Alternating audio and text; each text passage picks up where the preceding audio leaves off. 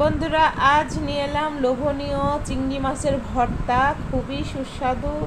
এই ভিডিওটা ফলো করে যেই তৈরি করবেন সেই 1 প্লেট নয় 2 প্লেট ভাতও খেতে পারবেন, তবুও মুখের থেকে স্বাদটা চলে যাবে না। কি কি উপকরণ লাগবে দেখতেই পাচ্ছেন ভিডিওটা ফলো করলে, আর ঠিক এইভাবে তৈরি করলে ইনশাল্লাহ খুবই স্বাদের পাবেন, বারবার খেতে ইচ্ছা করবে।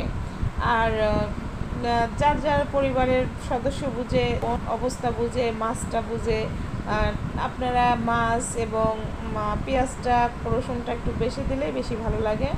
আর ঝালটা যার যার রুচি অনুযায়ী শেষে খাবেন, পরিমাণ মতন নেবেন। লবণটাও অবস্থাটা বুঝে, পরিমাণটা বুঝে দিবেন।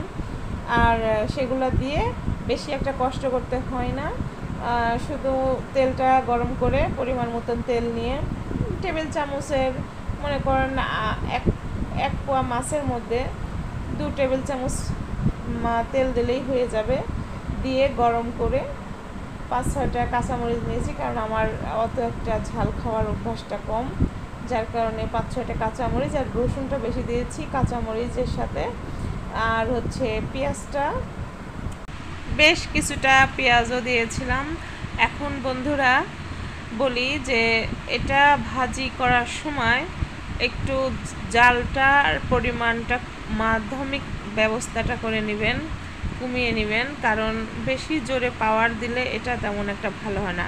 এখন আমার ভাজাটা শেষ, নিয়ে এলাম বাটার অবস্থায়, বাটাটাও শেষ।